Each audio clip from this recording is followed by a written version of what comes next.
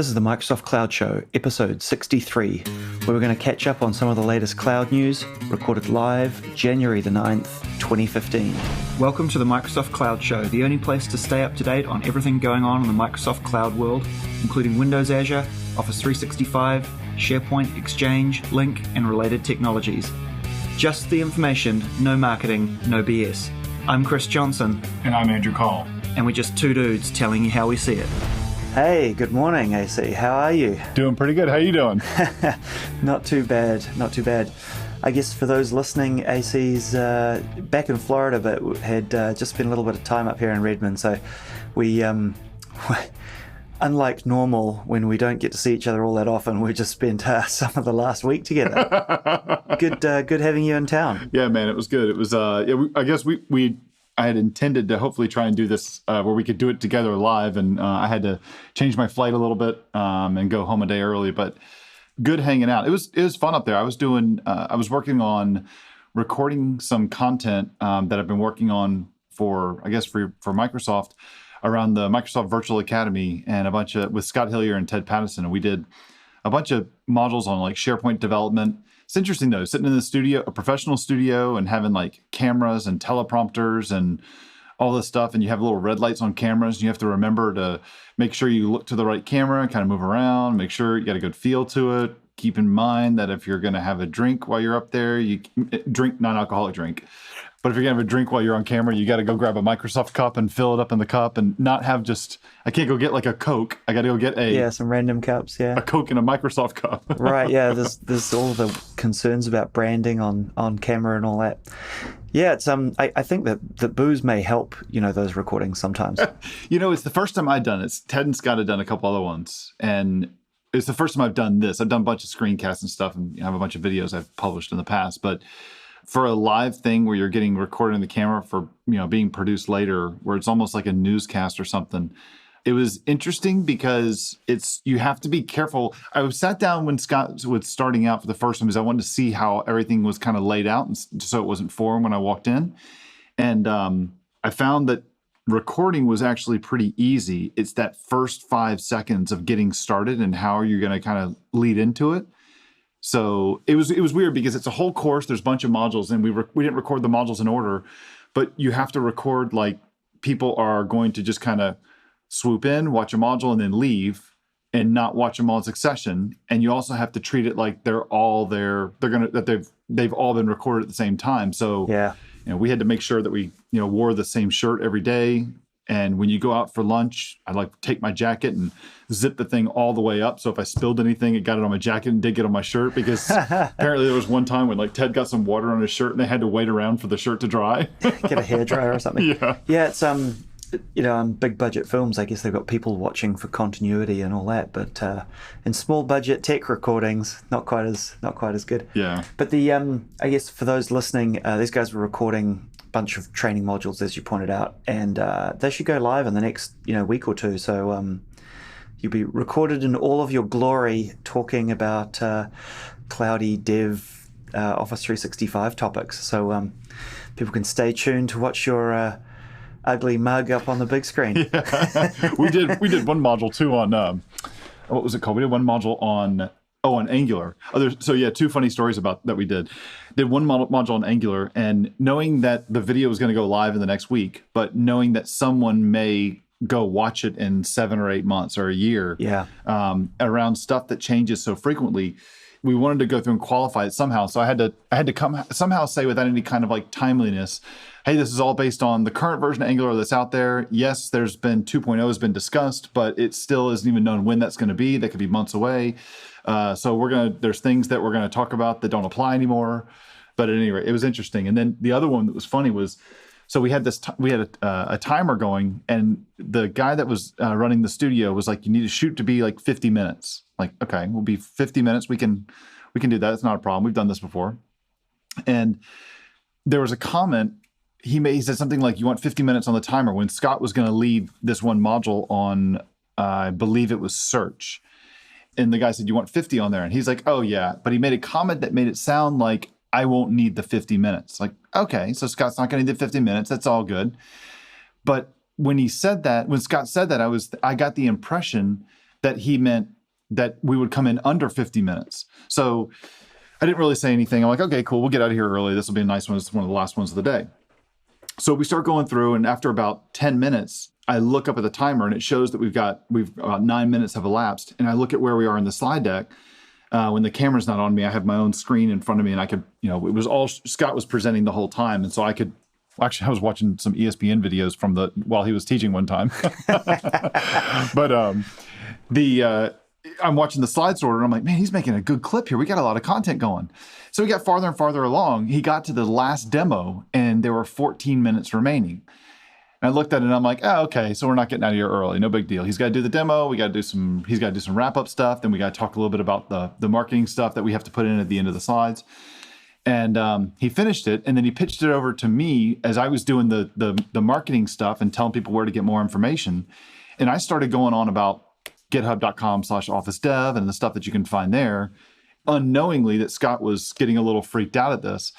And then when I'm done, I pitch it back to Scott, and then I look up and I look at the timer and I see 5 seconds. It's going like 5, 4. And all of a sudden I have this realization going, holy crap, he's going to nail 50 minutes right on the dot. And I'm just going, he goes 5, 4, 3, 2, 1. And he got right to the very end and he stopped right at 0. And if both of us are on camera when they did that, and I'm curious to see where the guy cuts it, because I swear my mouth just my jaw just hits the ground like going, and I almost bust. I didn't say it, but it was almost one of those like, holy shit, you just nailed this. right when he cut it off. And he might even leave that because I think, well, he's probably going to cut it off because I think I did drop a 4-letter word, but we both just kind of looked over and gave like high fives and stuff right at the very end. I was like, you got to be kidding me. You nailed it. He goes, oh man, I like 25 minutes. I thought I was in pretty good shape and I thought I was going to give it a shot. And I'm like, I didn't realize it till the last 5 seconds. I almost screwed you up. Oh, dude, timing things like that, like sessions at conferences, I find really hard. So it's difficult. Well, especially to nail it on the second. Oh, yeah. I was very impressed when he did that. It was really cool. So cool. Well, it's this end of the world. It's really about gearing up for this next half, right? It's kicked off in earnest, obviously, and we're back into full swing, and the team's back on board from being away on holiday. So we're cranking at work, and really we're all heading towards build now, which is going to be the next sort of big set of developer announcements and news and stuff like that for Office 365. So we're kind of aligning all of our various efforts to sort of land around then. So build should be an exciting time for us. Build and Ignite, really. Those are the two kind of back-to-back weeks at the end of April and early May. So the first week of May. And so we'll be going to San Francisco for build, I believe. Yeah, San Francisco, yeah. Right? Good. I booked my airline tickets there last night. and then off to Chicago for Ignite on May the 4th. So it's going to be a busy time of the year, but we're really looking forward to it. May the 4th. Be with you. May the 4th be with you. It's true. God, we're such geeks. If you see a dude with an Office 365 sticker on his chest plate of the Stormtrooper outfit, that'll be me.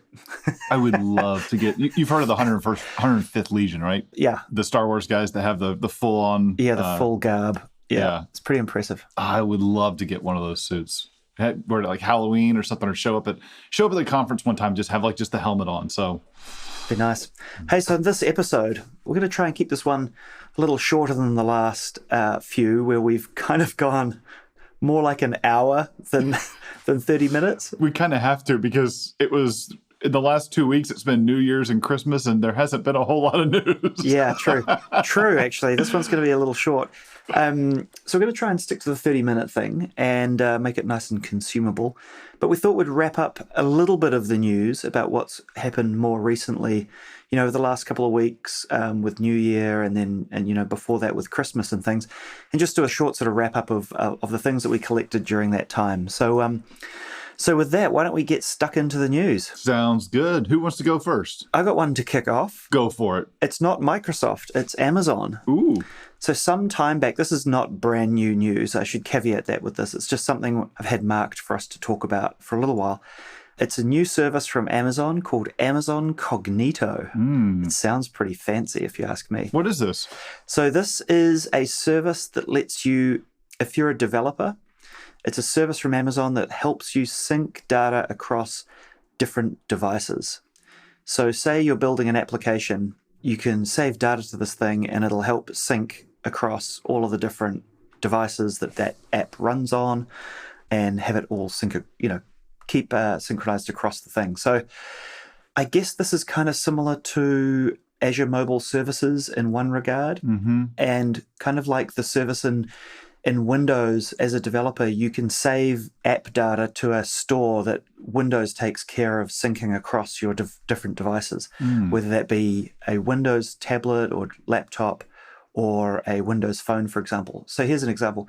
So in My Trips, I can sync your preferences between your mobile phone app and My Trips on Windows 8. And I don't have to do that plumbing. It just does it all for you. Yeah, Windows takes care of it. That's really nice. Yeah, this is pretty cool. This is nice to see Amazon they're playing catch up to Microsoft, it looks like, on the Azure, because Azure has something similar. But some of these developer style sort of services like this one, right? Like this is sort of application plumbing that nobody wants to write this stuff because it's just plumbing, and it's just table stake stuff that you need. Yeah, it looks, and I'm trying to parse this to see if this is if it's a competitor to it, but I wonder if it's anything like that product Firebase, which is something that's pretty popular also in the open source space, where you essentially don't worry about the back end. You have some data that you need to get stored, and you kind of throw it at Firebase, and it also lets you from different devices be able to pull that back and forth. So it's almost like,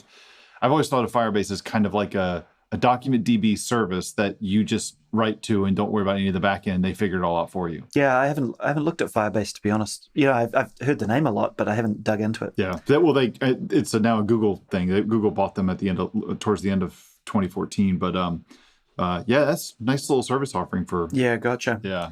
So it's an interesting foray into more sort of, I was going to say, less commodity services like storage and compute, and kind of like the next higher order piece of the puzzle by providing a developer service that people can take advantage of. God, these clouds have gotten so many services in them. It's hard to figure out, what's available. But I mean, it's a good problem to have. It's just, hey, I can be 100% cloud developer, and everything you need is going to be there, it seems. Yeah, and things like this, it's like, if you've got apps on different types of devices, like maybe you've got an Android version and a Windows Phone version and an iOS version, just being able to plumb your app with the same service behind the scenes and synchronize user settings and various bits of state and things like that in your app is really, really helpful. Yeah, it definitely is. So that's Amazon Cognito. Oh, very cool. Very cool little thing to mention there. Hey, I got one. I got one I think everybody's been kind of waiting for too. Ooh, interesting. So Microsoft has, I guess I could say finally, but they have now released the pricing for those Godzilla virtual machines. Sorry, the G series. Yeah. So is the pricing as Godzilla as the VMs are? It is much more, but I don't think they're really all that bad. I mean, they're in terms of the pricing for what you would use them for, they're not that bad, especially for the size of these machines. Because I'm going to look at it in the sense of, I'm only going to use these VMs to host a developer instance of, like, say, for example, SharePoint. I'm going to run my stuff in one of these developer instances and just see, to have when I'm doing testing and stuff. So there's 5 different sizes that you have. You got a G1 up to a G5. G5, right? Everybody wants to rock the G5. Everyone wants to rock the G5. But this G5 is significantly less than the one that we all want to rock, right? Which is the nice plane. So the G1 starts with 2 virtual cores, 28 gigs of RAM, and a 412 gig SSD. That's a decent size. That's a really good machine. Yeah. 67 cents an hour.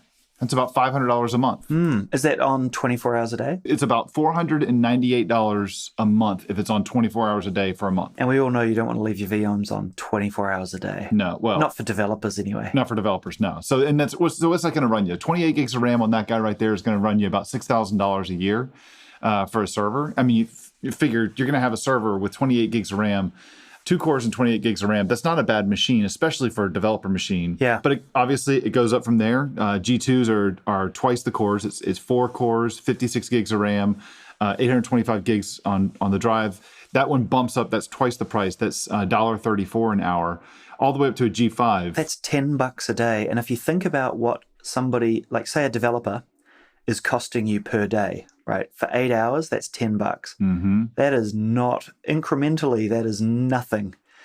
in comparison to what you're paying that person. And giving them a tool like that would be pretty sweet. Not only that, giving them a $3,000, $4,000 laptop that's, going to come with a chiropractor bill because these things are so heavy running with these virtual machines. Yeah. So hey, it goes all the way up to a G5, 32 cores, 448 gigs of RAM, 6.6 terabyte of SSD at $9.65 an hour. That's about $7,180 a month if it's left on the whole time. That's a pretty beastie machine. I could do one hell of a Minecraft server. The 56 gig one is pretty badass for developers. 4 cores, 56 gig of RAM. You could run things pretty quick on that with a terabyte of SSD. Mm-hmm. That's a badass dev machine right there. So when I did the stuff for the NVA recording that we were talking about earlier, I have a machine that I run up in Azure, and all my stuff was living in Office 365. So I just needed a developer machine, and I didn't want to have to deal with anything hooking up my machine and RDPing or that kind of stuff to my laptop when I was in the training room. So I had my VM. I just had a little reminder that said, hey, in the morning, right before you leave to go to campus and start doing the recording, go fire the VM on. And then at the end of the day, I actually configured Curb to shut it down. Oh, nice. Yeah. So it's for those who are new to the show, CJ and I have a little startup we're working on that automatically shuts down VMs. It's Curb, KERRB.com. Not going to do a sales pitch, but it's not for sale yet. We're still working on it, but the engine's working. And so I went in and kind of tweaked the database a little bit and said, hey, go watch this one and shut it down. But just to show you it's not ready yet, I still had a little reminder on my phone at 6:30 every evening. It was just like, double check the VM's off. Yeah, just make sure the code's working. Yeah, exactly. It was. Brilliant. Brilliant. Oh, that's really good. I shouldn't sound so surprised. Well, no, I am. It's not supposed to work that well. Not this early. Ship it. Yeah. That's what we're going to work on. Yeah. Just no UI. Just call me when you want a database entry. Yeah. By the time we actually ship this thing, people are going to be like, yeah, whatever. They just blew smoke up our ass for a year. Yeah. Yeah. Surprise. Blip, blip, blip, blip. Anyway. That's pretty cool. That's nice to see those the Godzilla VMs come out. It'd be interesting to see what people use them for. Like, whether it becomes sort of the de facto standard for running SharePoint IaaS VMs and bits and bobs, or decent dev machines and things like that. Like, there's lots of flexibility in those ones. Mm-hmm. Yeah, totally. So the other thing they came out and announced at roughly the same time was a new thing called the Key Vault service, which is basically a new secure location for stashing your cryptographic keys and things like that you might need in the cloud. And so this is, again, like Cognito was with Amazon adding something that, Microsoft's got in different areas. This is something that Microsoft has added that Amazon has kind of had in their service for a little while, called the Amazon version of this is called the Cloud HSM service.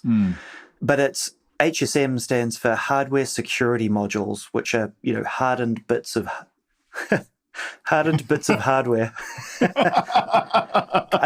It's really, really, it's titanium. It's made of titanium. Yeah, exactly. Yeah. Very, very, very hard. And so I'm no expert in this stuff, but I'm guessing it's kind of like a TPM module in your laptop where you can store keys and things like that. And they're tamper-proof both physically, but also, tough to get into from a piece of software, secure storage type thing. So I guess it's for uses where you want to encrypt stuff in the cloud potentially. A good example would be you want to encrypt blobs in Azure, for example. But you want the keys, and so you encrypt the blobs. You stick them in blob storage, and then you keep the keys up in this Key Vault service. And so it's available to things that want to get access to it, like for for code, for example. I imagine maybe apps want to be able to get access to that encrypted data, but it's done so in a secure manner. Very cool. Yeah. Another new feature. Yeah, always little additions here and there. Yeah, it's constantly coming. Some of these things I'm kind of like, you try and brainstorm, like what's coming that's new? What can you anticipate that is missing from the platform? And I keep drawing blanks and they come out with something else. I'm like, wow, yeah, I guess I can see a need for that. And it's like, yeah, I guess I can see a need for that. That's pretty cool. Yeah, you never know, right? Because there's always something new. Yeah. Hey, I found an article, or actually a blog post on the Azure blog I thought was really interesting. Oh, yeah? Yeah, it's called Red Teaming. It's using cutting-edge threat simulation to harden the Microsoft Enterprise Cloud. So all the things we're talking about, we'll obviously, like all the other shows, we'll have links to it in the show notes. And what we're finding, what this is all about how Microsoft has it's not just a Microsoft thing. A lot of companies do this, where you have something called a red team and a blue team. And one team's job is to just try to do something to the environment, to try to go through and to hack it or something, to do some sort of penetration testing. And the other team is traditionally, they're not told that this is going on. So they're supposed to detect that there's something going on, and they're supposed to see how they can mitigate it or react to it. And it's kind of a way just to test your defenses. It's pretty cool because they'll do some things like, can you get into this environment and leave something there? And then how long does it take the other team to find out that something was actually taken or something was actually stolen or something was actually left where it wasn't supposed to be? So it's an interesting article to see how Microsoft does this. It was published. It's one that I've been sitting on for a while. It's published back in early November of 2014. But very cool article. Fascinating to see how this stuff works. A bit of a look behind the curtains on how they do some of these things. Yeah. And if anybody finds this interesting, this kind of stuff interesting, if you haven't read about how Netflix does this, I think Netflix does they're the most entertaining or interesting way of doing this stuff. It's called, they have an internal product called Chaos Monkey. And a bunch of other products that are like that essentially they're not, I don't know if they're always running, but they constantly turn them on, and their only job is to go in and start wrecking stuff and to see how the platform responds. Like I know Chaos Monkey is literally, imagine a monkey running around your data center with like a monkey wrench and just, causing complete hell. Yeah. And, how, if a data center goes down, how does Netflix respond, automatically so that it hands off all the requests over to another data center? So, yeah, they've got a bunch of information about this on their blog, and they've even tagged a bunch of the posts with like Chaos Monkey and stuff. Yeah, that's cool. That's cool.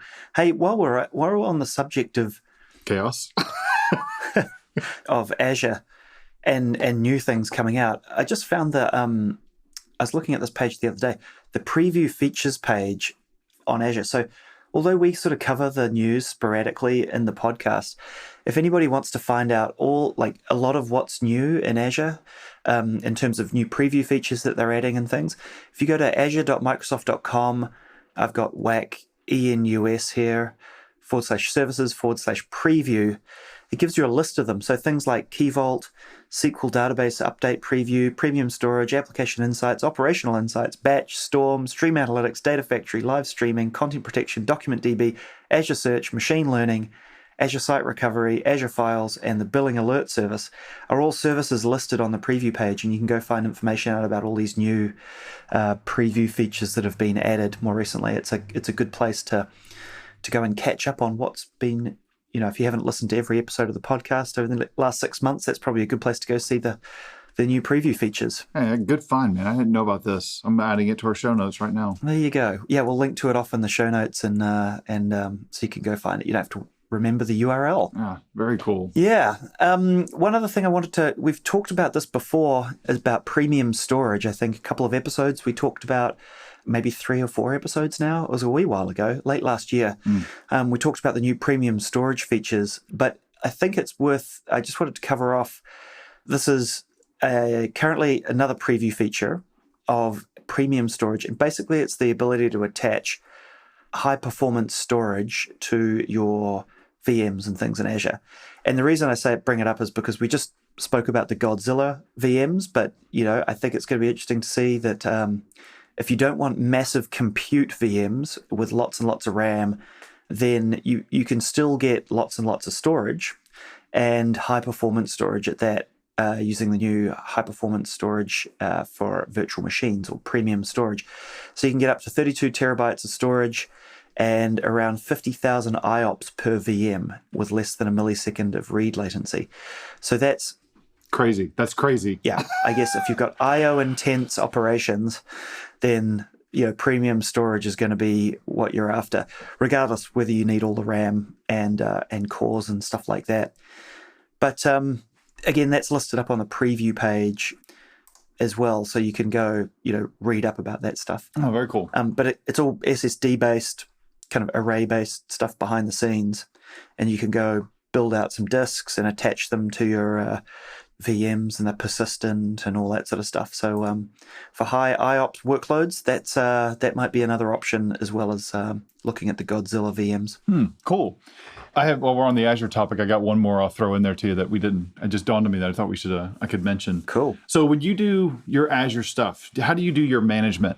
Like, do you do everything through PowerShell? Do you do everything through the browser? Do you use the new portal, the preview portal, or the current production portal? How do you do it? I'm not a PowerShell guru, so either I use the old portal for the most part, but I've played around with the new portal as well. But given it, as I understand it, still doesn't do everything the old portal did. No. So I typically will just default back to the old portal. I know my way around it. I've got muscle memory, and so I've just been using that. Yeah, it's. I'm surprised that we still are calling it the preview portal, because it got announced in build last year, wasn't it? Yeah, April of last year, and so we're coming up on a year, but there's still a ton of stuff that is in the preview portal. So I do a lot of stuff. I'm working on some stuff right now where it's Azure tables and Azure websites and a lot of storage and all that stuff. So the thing I'm working on is all Node. So I'm doing it all from OS X. I spend time using the preview portal, and I'm able to do just about everything I want to do. But man, I tell you, I install I use the Azure command line interface, the cross-platform command line interface, which is essentially it's a Node.js command for interface for interacting with Azure. I'm finding I like it more than using either of the browser-based portals, because it's very intuitive on how to work with everything. Just like PowerShell, it's very easy to get help on any of the stuff that you're trying to use and get documentation. But you can get a lot of extra data from the stuff that you're working with that you need to know within your application that you don't normally get from the browser. Like on any request that I make, trying to get a list of my websites or getting a list of any of my deployments that I'm doing, I can just do a -- JSON on the end of it, and I get a JSON object back. And it's pretty cool because I was able to take I have a gulp task that I'm using to go through and automate some of my deployment. And what it does is that when I start it up, I leave the websites turned off because they're not the standard websites, so they're costing me something. And when I run it, it goes out and checks to see Azure really quick, sees if the sites are running, if they're not running, because it can just pull the JSON down. It can parse it on the fly. It's all like just scripted kind of based deployment, but it's all done straight from inside the editor that I'm using. It's wicked cool. I'm loving it. Yeah, that's pretty cool. That's super nerdy. I guess I don't spend enough time at the moment doing that stuff to really get deeply invested in a whole bunch of scripting stuff at the moment. But so I default back to the web portal. But automation is the key, right? If you're doing it a bunch. Hell yeah. Let's see. Do we got anything else here we're going to talk about? I guess I see we had the CSOM. I was going to mention that real quick. Yeah, go ahead. Yeah, so they in the Microsoft for SharePoint 2013 in the December 2014 cumulative update release, they have some updates to the CSOM. So there's a point to a blog post by Vesa Juvonen. Yes. By Vesa and Juvonen. Okay. I had to say it at least once to make sure I start saying it. I'm probably completely balking it too, but it sounds better than your version. And it's basically the things that you'll find that are new. You could set up a secondary site collection contact for a site level. You control audit settings at the site collection level, and you can control language settings at the site level, regional settings at the site level, and you can do detailed version settings at the list level as well. Those are all new areas that we didn't have before, and I'll put a link out there pointing to that. Nice. Hey, we've got a finishing up. We've got a review in iTunes, and if somebody can tell us how to get all of the reviews from iTunes, that would be great. Because at the moment, I go into iTunes and I have to flip between the gajillion different countries to find iTunes reviews. And so I was flipping through some countries and I found a 5-star review by a guy called nhomer66. And it was in the UK iTunes store from the 1st of July, 2014. So it was a while ago. Wow. And we miss these things because, it's impossible to flip between all these different countries in iTunes. So if anybody knows how to get all of the reviews out of iTunes, we'd love to know.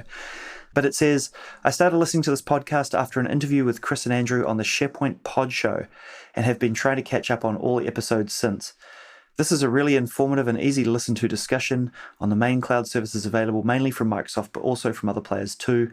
The recent guest interviews have been really great and informative. If cloud and Office 365 is something you want to know more about, then this is a good place as any to start. Great show, and keep it going. Woot. And so thank you very much, in Homer66 from the 1st of July, 5 stars. Please, if anybody else has a review, we'd love to hear from you. Either email in your questions or go leave us a review in iTunes. Hey, I got one. I actually got one. I saw we got a message dropped in as a comment on the on our site by John Kresick. He sent it in on New Year's Eve, 2014, but early on New Year's Eve, not late. He's obviously having a really big celebration listening to the Cloud Show. Yeah. I love it. Well, it was at 9:37, so 9:37 in the morning, so it was okay. Oh, okay. But gosh, Jeremy's sitting there Skyping me while I'm trying to talk to you right now. Jeremy, that is host of another good podcast. John Kresick, he says, great content and great conversational style, guys. Shows like this one have me looking at Microsoft tech more seriously. Happy New Year and keep it coming. That's awesome, because that's exactly what, people need to be talking about this stuff. I like the fact that someone's actually saying that, hey, because of your attitude or your style, I'm opening my eyes to it. So that's very cool. Thank you very much, John. That's great. Really cool. Really cool. Sometimes I think we fall off the too lackadaisical end of the spectrum. Yeah, I think that's what's important. I think keeping it light. Yeah, for sure. All right. So with that, thanks very much, AC. It's been we'll try to keep this one short, and thanks everybody for listening. AC, you've got one more thing? Well, we haven't done picks in a while. Oh, God. You got to put me on the spot. I am. Well, I'll do mine. I have 2 picks. Okay, go ahead. I have 2 real quick picks. One pick is going to be the Azure command line interface, the cross-platform interface to interacting with Azure. Very cool stuff, very powerful. I think I need to write some posts about it too. But at any rate, that's one. And then the other one is I finally got my t-shirt and my stickers for a new command shell that's available for OS X that's wicked cool. Nice. Now, I know most of the listeners are on Windows. It's called Xiki, Xiki, and that's a shark is the logo. But if you go check out, I'll put a link in the show notes to where go check out a YouTube video. It's still a manual kind of install, but it's a cross between a command shell and a wiki. So imagine like being in a wiki and anywhere you want, going up, going down your command shell and just typing something in and having it spit back the response. You can go in and go back to where you type the command, modify the parameters, and rerun it right from there. Instead of saying run the command and then after it runs, you see the results, and then saying, okay, push the up arrow, get the command again, modify a little bit, hit it again, the whole screen scrolls. No, it doesn't do that. You'd run the command, nope, let me go tweak it and rerun it, and it changes it. You can go into your results. You can add like headings. You can add notes and all that stuff. Wow, that's pretty cool. The video the guy did is wicked cool. You could sit there, even from the command line, was like navigating folders and creating, it was very powerful. It sounds like a cross between OneNote and PowerShell, sort of, It's a cross between a wiki, and it's very much a cross between a wiki and a command prompt. So, hey, I have one. Oh, go for it. It's got nothing to do with technology. Well, sort of technology. Reddit.com/r/Warship porn. Oh. So if you're into naval stuff of the seagoing variety, ships, subs, all that sort of stuff, there is some seriously cool old imagery, new imagery, old imagery, people talking about various different ships and subs and naval technology and military technology, I guess. And I posted up there the other day. My grandfather took a photo of some surrendering U-boats at the end of Second World War. He was in the war, and I posted those up there as well. So we'll go put a link to those off in the show notes as well. But it made me come across this subreddit called Warship porn, and man, oh man, is that a time suck. I could spend hours looking at those photos. You just screwed me up, man. I'm sitting there looking at I'm looking at an Oscar-class Russian sub right now. Yeah, it's crazy, eh? It's a very, very cool place to go read up about new and old technology. Damn it. Totally just wait. There goes my day. Thanks very much, AC. We will see you next week. All right, man. Have a good one. Cheers. If you have a question for us, go to microsoftcloudshow.com/questions, where you can submit it as text or record it as a WAV or MP3 and provide a link so we can play your question on the show. You can subscribe to us in iTunes by searching for Microsoft Cloud Show or via RSS at microsoftcloudshow.com, where you'll also find a full transcript and show notes of each episode. You can also find us on Facebook, searching for Microsoft Cloud Show, or on Twitter @MS Cloud Show. Thanks for listening. We'll see you next time.